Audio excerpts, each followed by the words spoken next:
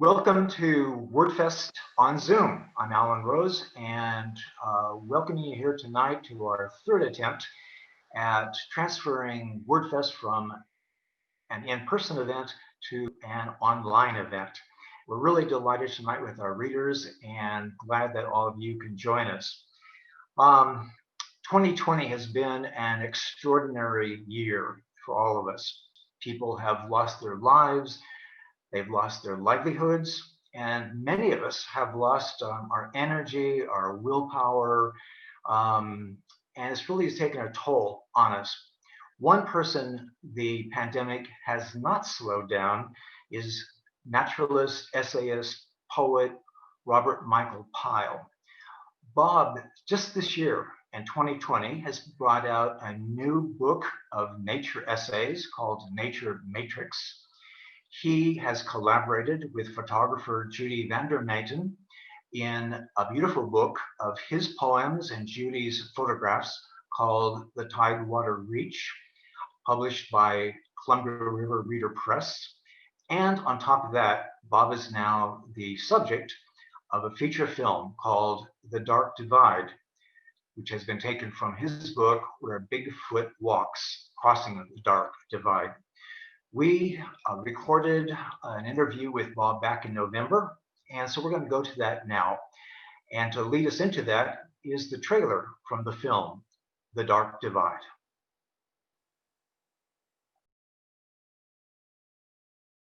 So, Bob, have you ever been camping before? Yes, of course I've been camping before.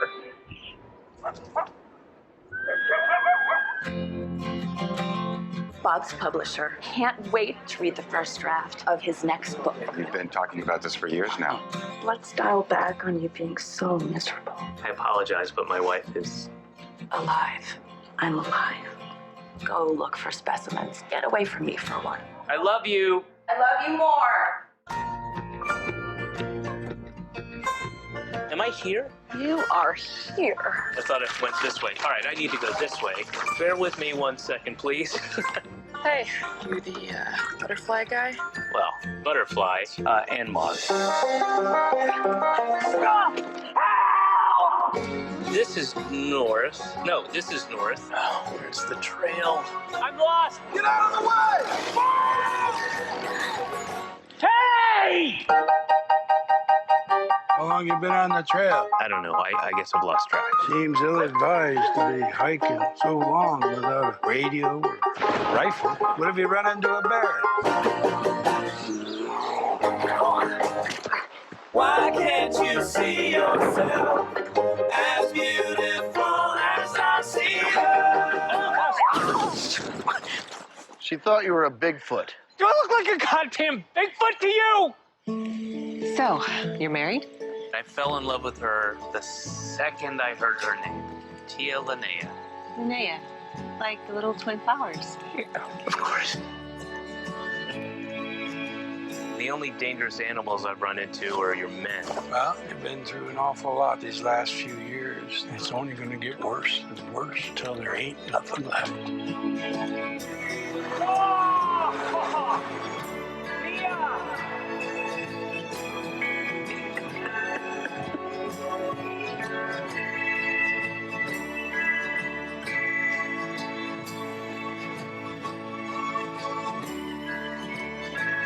I don't know what happens next, but I'll be ready.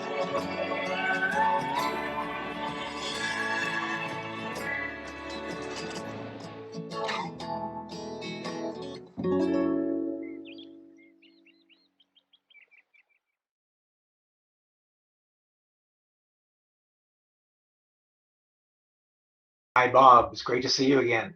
Hello, Alan. It's a pleasure to be back with you. Okay.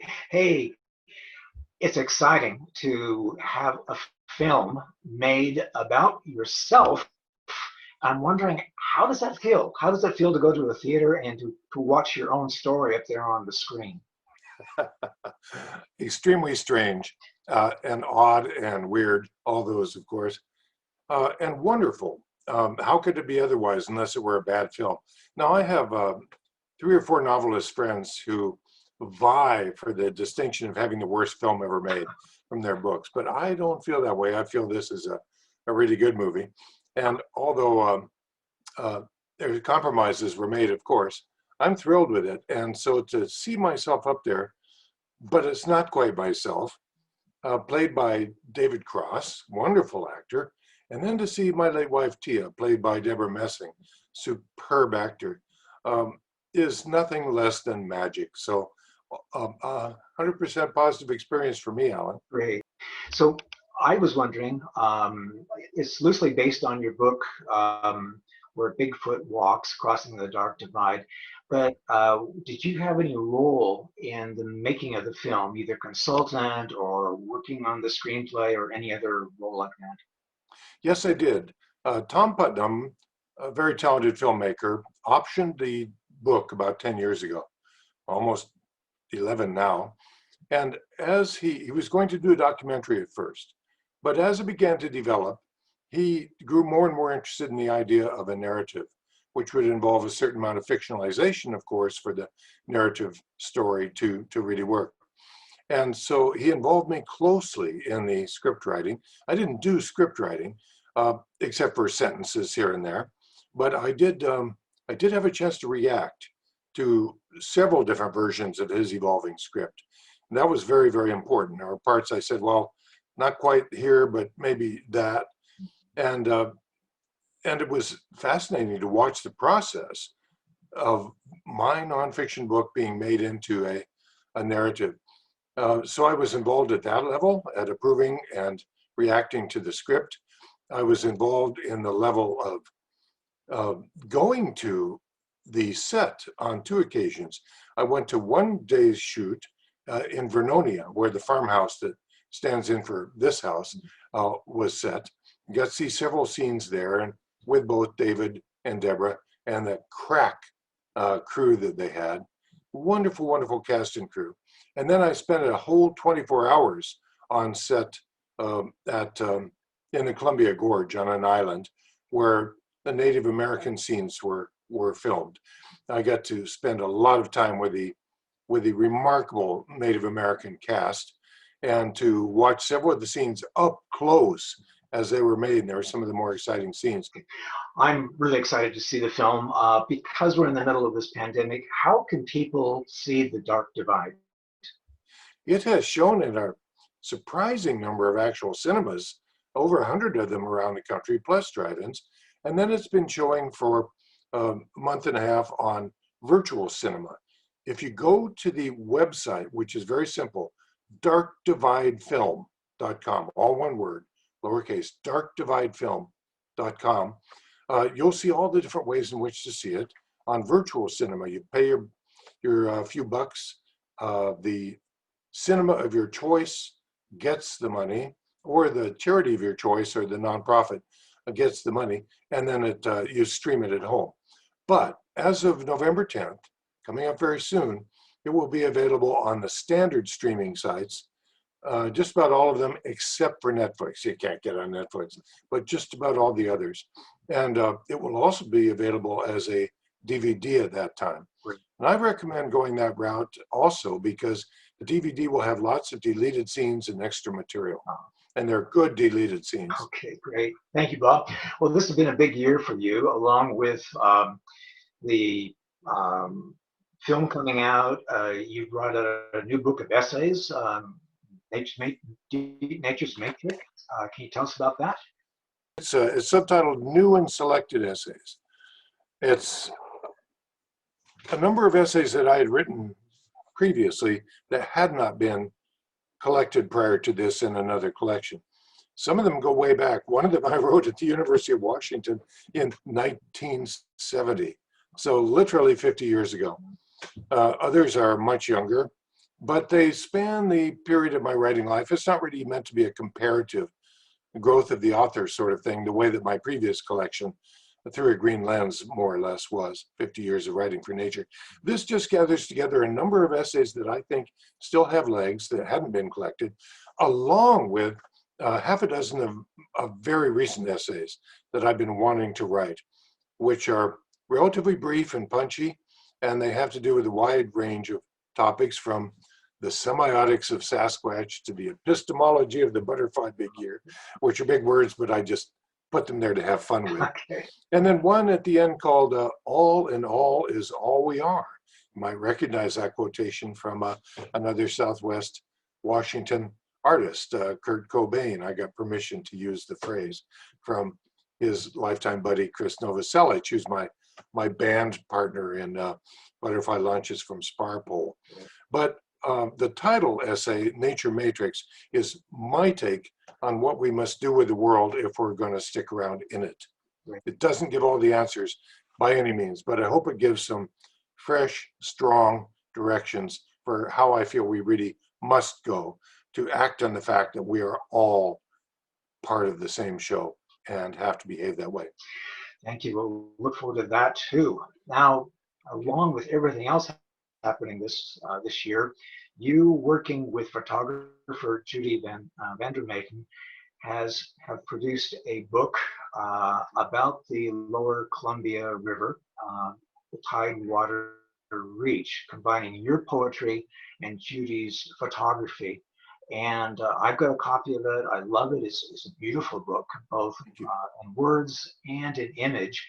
And would like to have you read several of your favorite poems from the book. At the same time, we'll be showing some of Judy's photographs to go with that. So please, it's all up to you. Thank you. Well, first let me say that the book, most projects take a long time to come to fruition. This one was about 20 years. And Judy Vandermaten, wonderful photographer, my favorite photographer. I think it was a night at the Broadway Gallery when my late wife Tia was showing her prints and Judy her photographs. And Judy asked me, Bob, have you ever thought about collaborating with a photographer on a book? I said, Judy, various photographers whom I admire have asked me, but I've not felt the need because I write in page pictures. That's what I do. My writing is pictorial, descriptive as page pictures. I haven't felt the need, except in my butterfly field guides, of course. But I started paying a lot of attention to Judy's photographs and then collecting them. And pretty soon I had to reevaluate that entire question. And I could see that this was one photographer that I actually would like to collaborate with. So we put together a proposal, went all over the place with it, flirted very hard with several publishers, including Washington State University, but never quite got there because of the costs involved and so on. And then remarkably, the brilliant and wonderful and beloved publishers of our own Columbia River Reader, that great newspaper, Sue Piper, her collaborator, Hal Kalbaum, the whole Piper clan, decided, having featured me in a story and me telling the story, that well, maybe they'd like to publish that book. And that was the beginning of Columbia River Reader Press, which is now almost finished with their second book, with the third one on the go. So there was a fairy story that came about. They published 2 editions. One is the boxed, signed edition, very, very handsome, with a number of Judy's photographs in full color. And what we call the democratic version, that is to say more the people's version, if you can't afford that one, not that it's that much, is the perfect bound edition, but it's all black and white. And it has, by the way, Debbie McNeely's stunning woodcut on the cover and elsewhere in the book. So you get the same poems and the same pictures in both editions, but you get color and a fancier presentation in the other edition. So I'll read some poems, may I? Please. Let me say that in each book I do, I've got one overweening idea. So with Nature Matrix, I wanted to share my view of what we must all do collectively to save ourselves and save the earth. In Crossing the Dark Divide and the motion picture, The Dark Divide, my greatest desire is to someday see a dark divide federal wilderness area in the Cascades.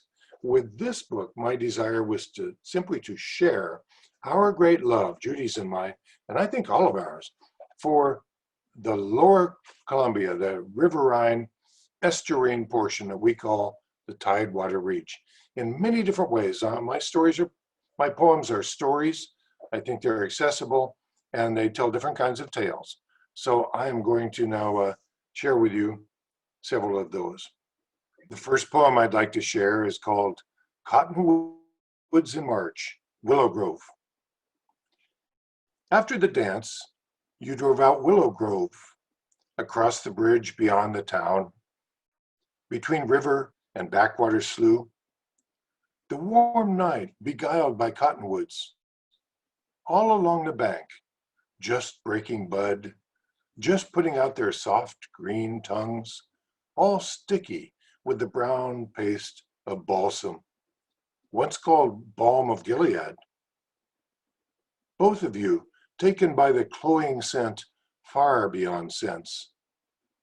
You knew you shouldn't park, but you did, and stroked each other's faces with the soft green spears, cheek, eyelid, right below the greedy nostrils, lips, lacerating your hearts beyond repair. A pleasure so intense, the two senses least used, smell and touch, that you could never, ever speak it as it was. Barely even kissed. But you both knew, didn't you, that the kisses would come, and you could only hope they would match the sweetness of those cottonwood strokes on Willow Grove that night.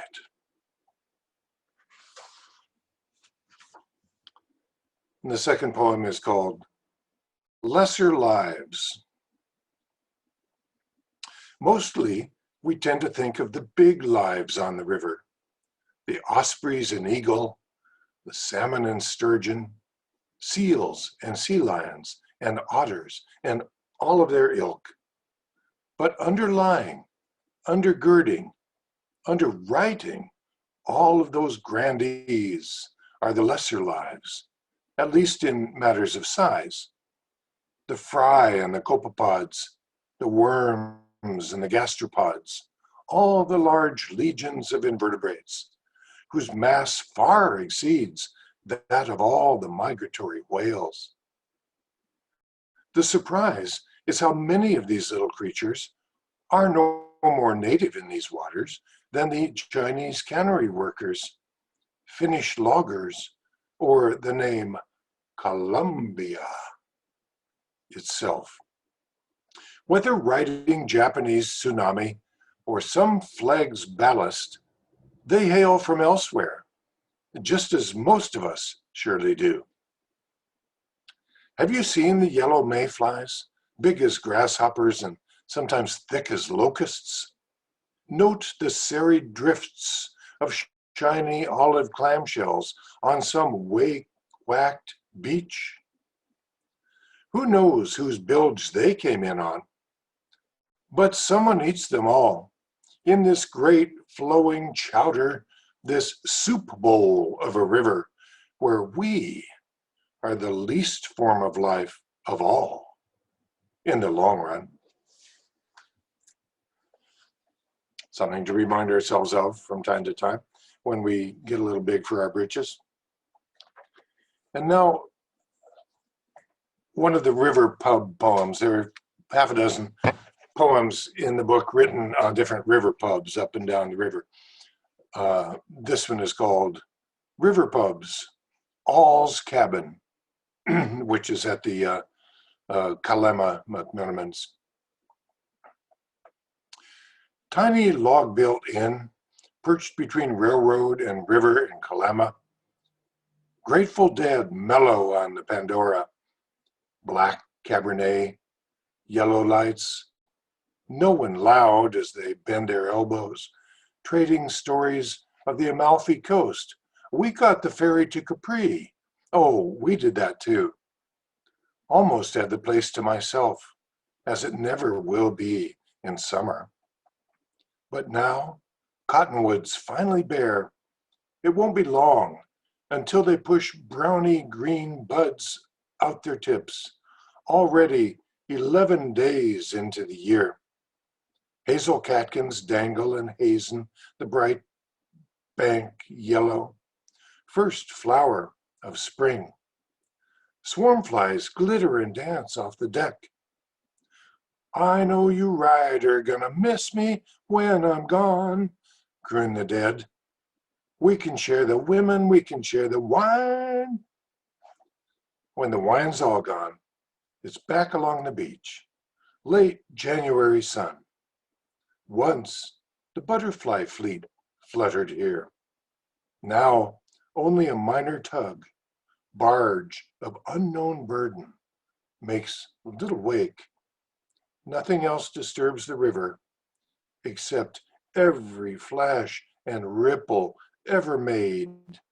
And you just know that if you look long enough, there will be grebes. We want to thank Bob for sharing that with us. And you can watch The Dark Divide now, streaming or getting the DVD. You can go to Dark Divide Film. Also, if you'd like to get a copy of his most recent essays, Nature Matrix, check in with Janet at Paperbacks Galore. Let's also have a shout out for Paperbacks Galore during this pandemic. They're doing a great job. And then the Tidewater Reach. To get a copy of Bob's and Judy's book, you can contact the Columbia River Reader Office or their website. Okay, let's go to Kalama now. Well, it's great to have Ed Putka with us again on WordFest. Ed's coming to us from Kalama. And Ed, you have been certainly one of the most popular readers at WordFest. Your homespun tales of whether it's growing up in Cleveland, in your Polish neighborhood, or fishing out on the Kalama River have always been very enjoyable to all of us. What do you have for us tonight? Well, Alan, I have another Cleveland story. This is something I've written since the pandemic started. Actually, I wrote it earlier in the spring, but it's one of the old grown-up stories. Okay, well, look forward to it. Go for it. So good to see everybody, although I can't see you. I really look forward to telling these stories, and I'll do the best I can to do this virtually instead of in person. So this story is called Sokol Polski, and it goes like this. Ask most people, and they'll tell you that baseball and politics don't mix. Baseball starts in the spring and goes till the fall. Politics start in the fall and never seem to end. You don't have baseball politicians or politician shortstops. Nobody gives political speeches at the World Series, and politicians don't call balls and strikes behind the plate. Ask most people. But in my neighborhood, growing up in the 60s, politics and baseball went hand in glove. How far left or right you were wasn't which field you played, but which team you played for. And both my brother and I were part of it, from our cleats to our caps. I say it started with the streetcars, so let me give you a little history. When my Polish grandfather came to America, he and his fellow immigrants settled on the Lower East Side of Cleveland, close to their jobs at the mills and the foundries. They were working class people and identified with the politics of their time, generally pro-labor socialism. When the Cleveland Transit Company extended the streetcar line out of the city in the 20s, the earlier immigrants who'd done a little better, the supervisors, store owners, insurance salesmen, moved to the cleaner streets away from the dust and the dirt of the mills. They kept their Polish identities and the cushion of their language, but left their politics behind for the new American ethic. So, thanks to the streetcars, there were downtown kids, the Bolsheviki, as they like to call us, and the kids of the new uptown capitalists, or Svinia, as we like to call them. This division ran through our churches, our sports, and our newspapers. And it was a newspaper guy who was right in the middle of this. But first about our sports. Sokol Polski was the name of the sports club brought to the United States from Poland. It was the umbrella organization for all athletics, gymnastics, hiking, basketball, and baseball. When the early arrivals named their first Little League ball team, they called themselves the Polskis, the name the team kept when it moved uptown. Our downtown team was the Falcons, and by the time I played ball, the rivalry between the two teams was 30 years old. Just like our ball teams, we had two competing Polish language dailies in those days, each reflecting the politics of their neighborhood. Ours was the Wiadomości Codzienne, or Daily News. Theirs was the Monitor Kliwanski, no translation necessary. The Wiadomości stood for workers' rights, the 40-hour work week, and industrial insurance. The Monitor stood for unbridled capitalism, free enterprise, and Cold War republicanism. Everybody knew which paper rooted for which team, but the whole thing got fanned because our paper's most famous columnist also happened to coach our ball team. Gwizdalski was his pen name, and twice a week, his front page features would skewer the Monitor, U.S. Steel, Standard Oil, Mayor Loker, and any fat cat who had more than 2 nickels to rub together. Now, Gwizdal literally means to whistle in Polish, so Gwizdalski was both our coach and the neighborhood whistler. When he actually did whistle, his mouth would spew misty jets from the tobacco plug he always chewed. The picture at the top of his column identified him, a man in a black derby and bow tie, sporting a neatly trimmed Mauser. And he brought both his politics and his whistling to our baseball. For starters, he didn't believe in uniforms, not for him or for his team. Even on the hottest summer days, he'd show up to practice in games in his derby, bow tie, and white shirt with skinny black suspenders. When Sokol Polski told him his team couldn't play without uniforms, his response was to have all the jerseys, they were red of course, printed with the number 3. The league couldn't find any rule against it, and Gwizdalski maintained it made substitutions easier. Number 3 going in for number 3. Next, since we were all comrades on the same team, everybody was rotated between every position except for our pitchers. The first time my left-handed brother Timmy had to play catcher, he questioned this wisdom. Coach, I got to tell all the right-handed batters to move aside every time I throw the ball back to the pitcher. Never mind, said Gwizdalski. We all sacrifice a little for the good of the collective. And how he used that signature whistle.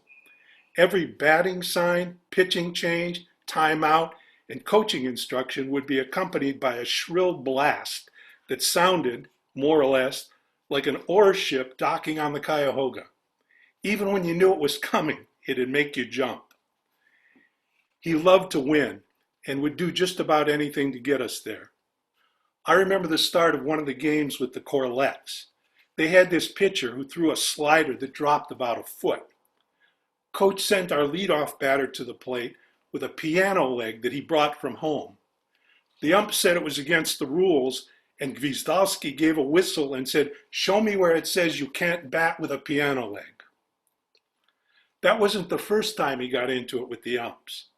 To hear him tell it, they had all recently graduated from the Helen Keller Institute and left their seeing eye dogs at home. He ragged them mercilessly. "Hey, ump, you couldn't see that plate if there was a kielbasa on it. What's the matter? They stopped printing the rules in Braille? How'd you ever fit that square head into a round mask?" Nor was he averse to bending things a little to help win games. His preferred method was by messing with the baseballs.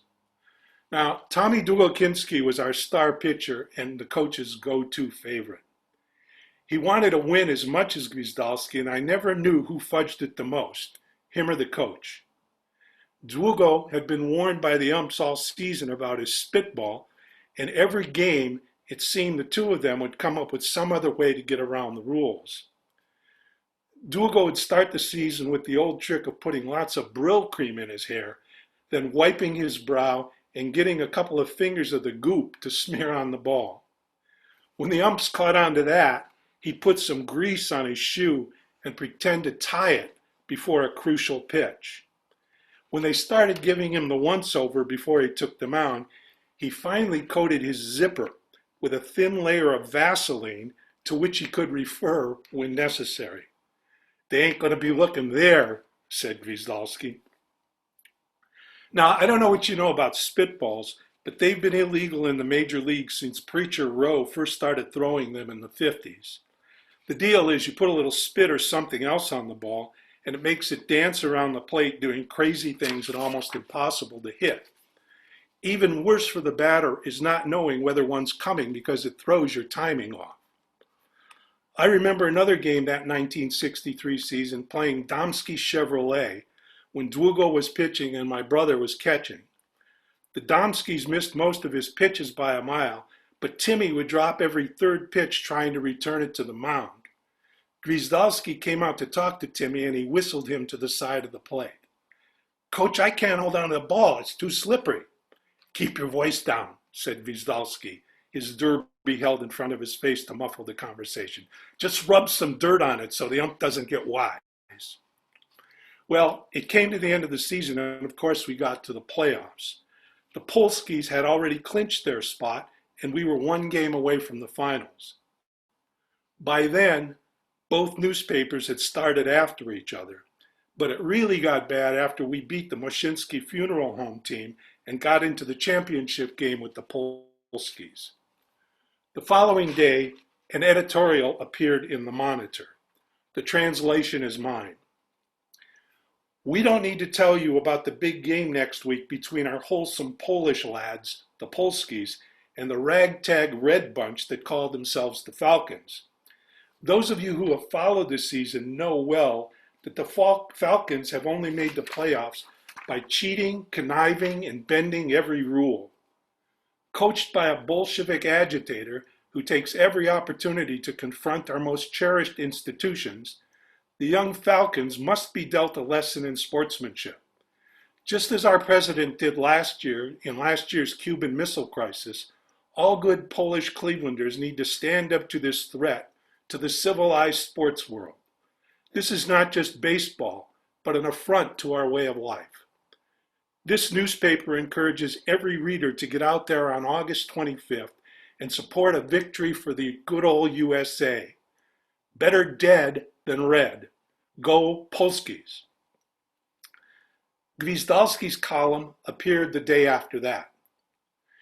It always interests this writer to see drooling patriot-fascists vent their air-falling anger at an innocent ball team. Yesterday's editorial in the Monitor went beyond the pale.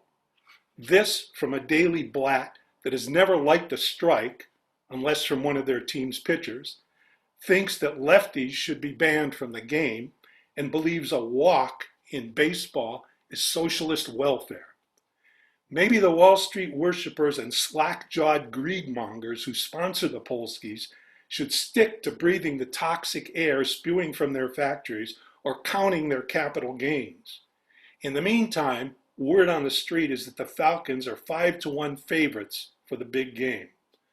Much as I'd like to agree with the Monitor's editorial writers, I'm sorry to say I'm allergic to nuts. Nobody ever said Gwiazdowski couldn't write. The closer the game got, the more the communities took sides. Soon, the big issue became who was going to ump the game. Gwiazdowski would have none of the usual umps because he said they were all capitalists. The Polskis coach wouldn't have any of Gwiazdowski's picks because he said they were all communists. It almost looked like the game was going to be canceled until somebody came up with the idea of having Father Lucy call the game. Father Lucy, his real name was Father Leonid Lushakevich, was a good choice. He loved baseball and had a citywide reputation as a fair and unbiased mediator. Over the last 10 years, he had served as the go-between when it came to labor management disputes down at the mills. The mayor said Father Lucy was worth 50 policemen during a strike. The problem was, Father Lucy only had one eye. That didn't bother Gwiazdowski because he said most of the regular umps were related to the Cyclops anyway. He also thought Father Lucy leaned to the left, but it did bother the Polskis coach Mr. Buckshar. The upshot was all the league coaches called a meeting to bring Father Lucy into the clubhouse and discuss his seeing. To make his case, Gwiazdowski had worked up an eye chart that looked as professional as one from the local optometrists.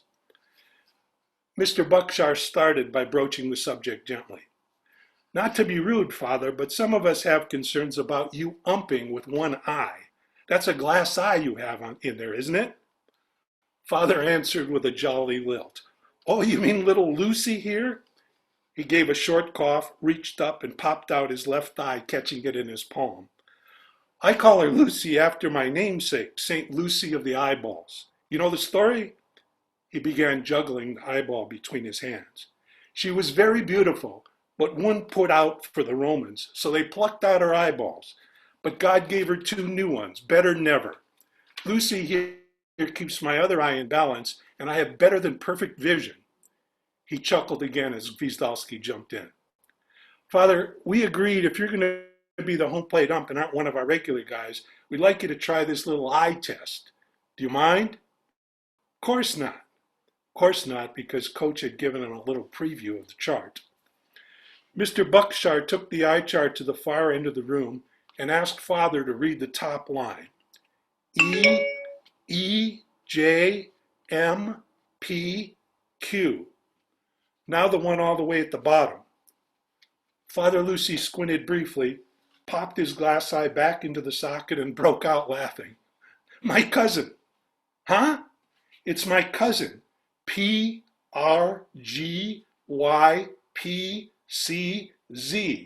Stanislaus Jibjibjib.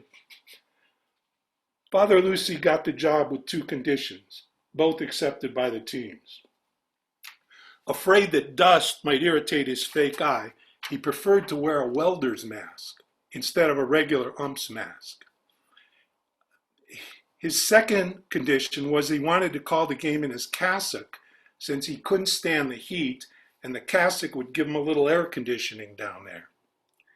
And that's how we ended up in the 1963 Sokol Polski League Championship game with our whole team wearing number 3, our derbied coach wearing a bow tie, white shirt, and suspenders, and a home plate ump wearing a welder's mask and an ankle-length black cassock.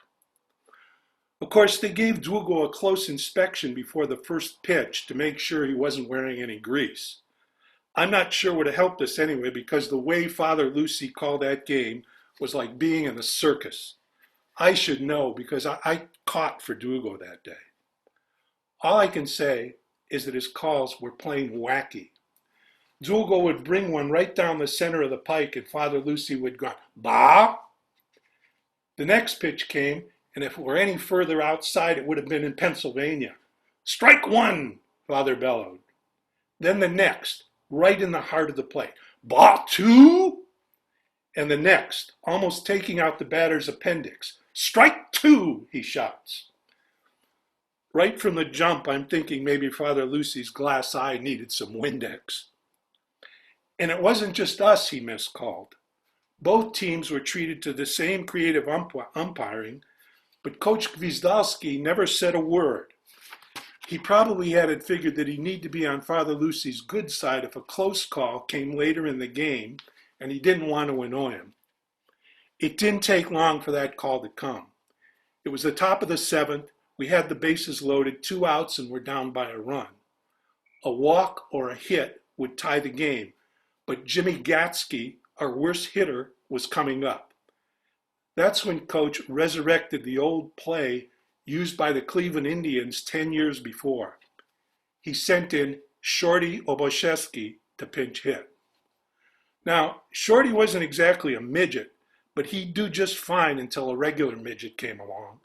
He was 4'1" in his bare feet, and when he crouched into his batter's stance, his shoulder-to-knee strike zone was about 8 inches.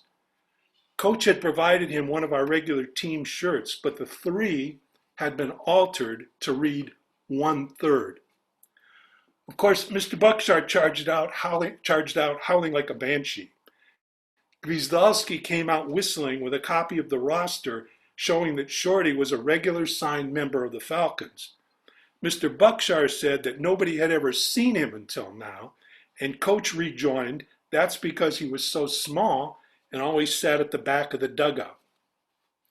My sons, Father Lucy said calmly, laying one hand on each of their shoulders.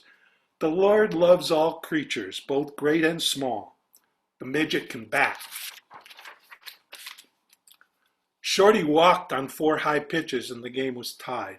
And that's how it stayed until the bottom of the ninth when the tables got turned. They filled the bases with 2 outs and their best hitter was coming to the plate. I could see Coach pacing in the dugout and knew he was trying to figure an angle, but he stayed quiet until by some lucky chance, Długo worked the count to 3-2. Gwizdalski whistled for timeout and walked to the mound, motioning for me to join him and Długo. Coach Buckshar immediately yelled to Father Lucy to instruct Gwizdalski to keep his hands in sight so he wouldn't be passing anything slippery to our pitcher. Gwizdalski spread his arms to the side and kept them there for the duration of the conference. But he had other plans. Długo stood next to him with his glove face high to shield the conversation while Coach whistled directions to the outfielders to reposition themselves. Gwizdalski finished, returned to the dugout, and I got back into my crouch behind the plate. I knew what he'd done the second I saw Długo go into his windup. It was the windup for his spitter. The instant the ball left his hand, Coach let go from the dugout with the loudest whistle I'd ever heard. It sounded like a 4th of July skyrocket, and they told me later it was accompanied by a wild waving of his hands to the outfield. I kept my eye on the ball, but sensed Father move behind me. What I can tell you is that in all my years of playing baseball, I've never seen a ball move around like that. It looked like one of those dash tracks in the comics that show a bumblebee buzzing around. That thing went up and down and around and to the side and somehow ended up in my mitt with no swing from the batter. Kerthunk! And then, silence. The batter turned to Father Lucy for the call, and Father was just standing there straight up and peering through the window of his welder's mask. A couple of seconds passed. What was it, Father? Ball or strike? Yelled Mr. Buckshar. What was it? Yelled Gwizdalski. Father lifted his mask, wiped the sweat from his brow, and said loud enough for everyone in the stands to hear, I didn't see it. The crowd went wild and both coaches stormed onto the field. You gotta call it, said Mr. Buckshar. It's the game or extra innings. He's out, whistled Gwizdalski. A perfect pitch. Father Lucy, hanging his head, looked genuinely contrite. I can't call it, my sons. It would be a sin to say I saw it when I didn't. I turned when I heard the whistle because I thought he was calling time. He did it purposely, screamed Mr. Buckshar. I was just moving the left fielder, said Coach. And what now? Asked Buckshar. Indeed, and what now? I won't bore you with the details, but in the end, it was a non-game. Neither coach would agree to another pitch, and neither would agree to extra innings. Nor would either of them agree to a second game to determine the winner. For the first time in Sokol Polski history, the 1963 season was recorded as no champion. Gwizdalski got a lot of mileage out of this for the next few weeks in his column. How the capitalists had conspired to deny the championship to a team representing the kids of honest working people. How hard work and fair ball playing was always going to lose to money and power. How decent and talented and upstanding his Falcons were. Well, as for me, I really learned something that season. What I learned was that everything you read in the newspapers is not always true. That's because I knew that mound conference whistle to the outfield produced a very moist tobacco mist that Długo caught in his glove and used for that last pitch. Mr. Buckshar and Coach Gwizdalski also learned something they never knew, and it wasn't about politics or baseball either. They learned that St. Lucy is the patron saint of the blind. That's it. And thank you, Ed. Ed's been considered our own Garrison Keillor. Love his stories, and thank you for your humor, Ed. It's definitely needed right now. Next, we're going to go to Woodland for our open mic, and Pat Nelson. Pat is an editor, writer, anthologist. She has contributed a number of stories to Chicken Soup for the Soul. She has authored, edited several humorous anthologies like Not Your Mother's Book on Parenting. And this year, she has released a very different book called Open Window, the Lake Julia TB Sanatorium, which basically tells about a time and a community that was defined by a disease. In that way, Pat has really been prescient in bringing out her book during our own epidemic. And so let's go to Pat Nelson in Woodland. My latest book is titled Open Window, the Lake Julia TB Sanatorium, a community created by tuberculosis. I was actually a part of that community when I was a small child. My parents met while working for the sanatorium, and I was born when we lived at the sand dairy where my dad raised the cattle and took the milk over to the sand, milk and cream. So my parents were involved in the sanatorium as employees both in the sanatorium and at the dairy. And everyone in the small community of Peposky, Minnesota knew of the sand. Most people there worked at the sanatorium. A lot of the people that worked there had also been patients.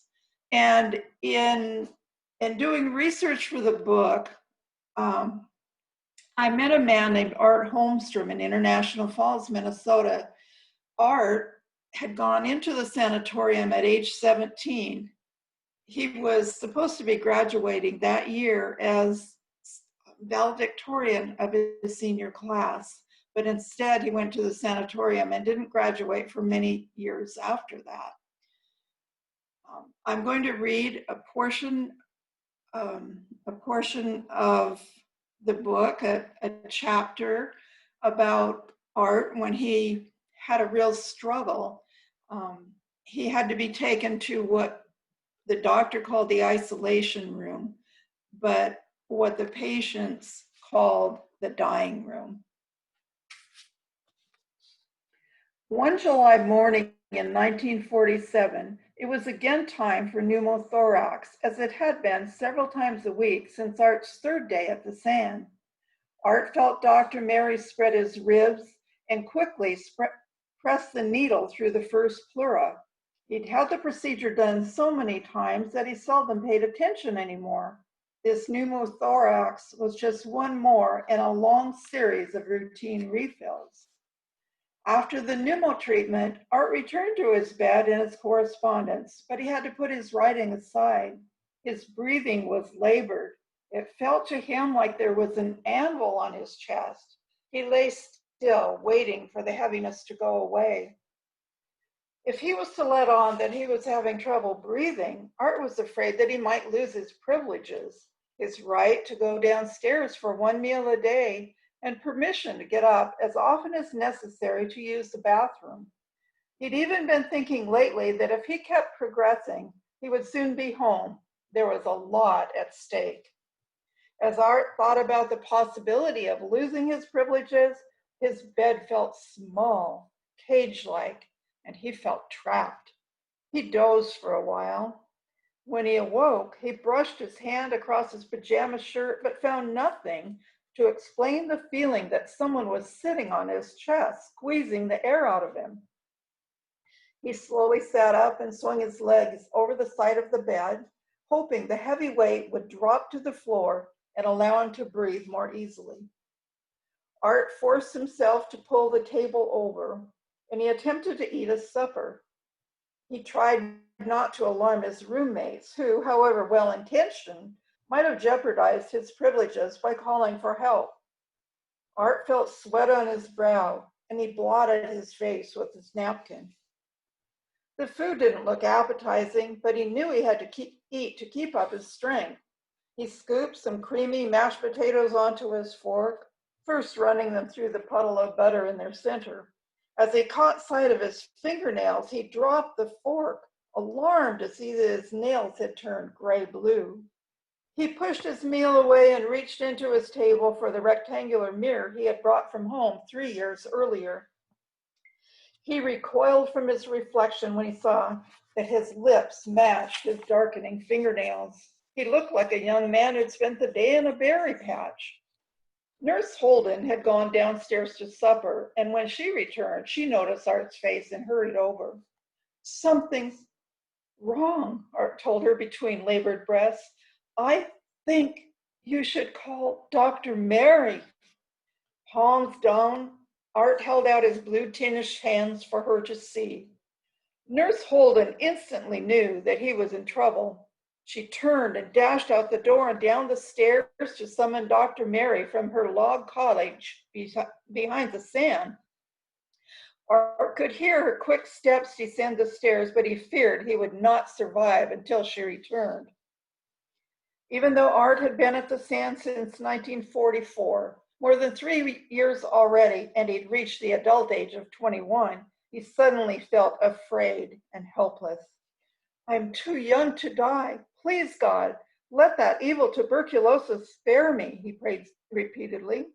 "If you don't do it for me, do it for Ma. She's been through too much heartache already." Dr. Mary took the 170 steps on a run from her cottage to the sand.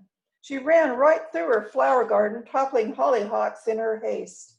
There was no time to spare. The doctor entered the side door and headed quickly up the stairs. She raced up 6 steps, past the kitchen on her right, and kept going. Art faintly heard footsteps before Dr. Mary hurried into the room. She hadn't even taken time to put on the long white doctor's coat that she usually wore. Nurse Holden was a few paces behind, breathing heavily. When the doctor looked at Art, she knew instantly what was wrong. Her typically calm face displayed determination. She quickly inserted a needle into his chest and sucked out some air, correcting the problem for an hour or so. Art's lips and fingernails were the first to lighten and then brighten, returning to a healthy pink color. Patients in the nearby beds cast worried glances at him. They sent frantic hand signals to the girls on the sun porch and mouthed messages about Art's condition. Their faces relaxed when his breathing improved, but tensed again when his shortness of breath returned. "Let's move you into another room, Art," Dr. Mary said, "so he won't be a disturbance to the other patients." Art saw the looks of concern on his roommates' faces. He noticed that some of the girls on the sun porch, including his Annie, had crowded into the doorway between wards. As Art gasped for air, Dr. Mary and 2 nurses quickly wheeled his bed out of the ward, across the hall, and into the isolation room. As he struggled to breathe, he thought, "This is it." The clanging and squeaking of the bed sounded louder to Art than it had ever before. It had an ominous tone to it, and his gasp for air added to the eerie symphony. Once in the dying room, Art tried to force himself to be calm so that it would be easier to breathe. But the more labored his breathing became, the more anxious he felt. His right lung continued to deflate and his shortness of breath increased. Dr. Mary held out a pill in one hand and a glass of water in the other. "This will make you feel better," she promised, "and after you take it, I'll explain what happened today." Art struggled to wash down the pill. Dr. Mary took his hands in both of hers and continued. "When I gave you your refill today, I pushed the needle in too far and it punctured the pleura. It went clear through the space and then through the next layer of the pleural sac that surrounds your lung. I'm terribly sorry, Art. Your right lung deflated just like a balloon with a hole in it." "That's why you're so short of breath," she explained. "Your air is leaking out and being absorbed by your body. Now we'll have to help your body heal the puncture wound. She sounded confident and matter of fact, but as Art struggled for breath, he still thought, this is it. He wanted to claw away at the invisible beast that strangled the breath out of him, the life out of him.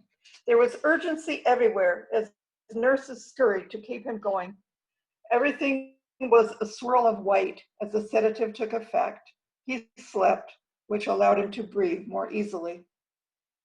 Despite the sand's design to provide good airflow, not a whisper of breeze came off the lake. A mosquito found its way through the window screens and pushed its way through the still air to buzz a warning into Art's ear. The medication that had helped him sleep left him feeling drained when he awoke. He wasn't sure if it was a muggy July day or fever that drenched his body. He ran a hand through his hair. It had twisted into damp coils. He worried and prayed. He thought of his mother. He thought of his Uncle George and all they'd done for him. He thought of his father, who he barely knew because of his long absences. He remembered other patients who had gone to the dying room, patients who had disappeared in the night. It was nearly dark, and by looking through the dying room's window opening, then across the hallway and on through the windows of his usual ward, he could see black clouds churning violently. The stillness was gone, and angry clouds pushed a gust of wind through the three sets of open windows, then past Art, through more windows, and out the back of the sand. It was a relief to feel the movement of air. As he watched the clouds, he thought about his young life and wondered why he had to die so soon. Why, he questioned, had his parents had to bear the burden of serious medical problems with each of their 4 children? Art stared out into the darkness. A long, rumbling series of booms and cracks followed a brilliant flash. Then a bright, jagged streak split a small view of the sky into 2 uneven sections as it stabbed at the clouds. More lightning followed, illuminating the wards and causing the women to scream in fright.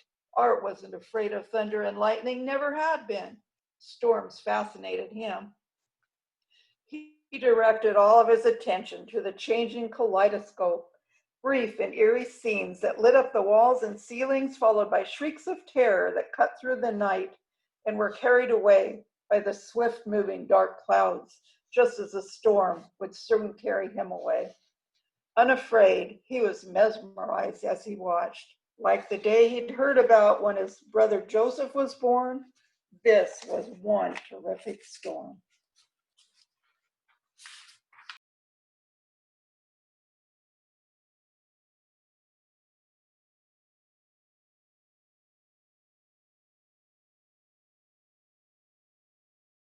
If you're interested in the book Open Window, you can get a copy from Pat's website, which was shown. Well, that wraps it up for tonight. We're going to try this again on January the 12th, second Tuesday. So I want to thank all of you.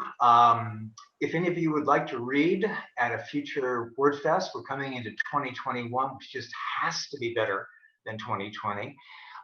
Email me about your interest, and I hope that on behalf of Vicki Carter and Bethany Glenn, wish all of you very happy holidays and safe holidays.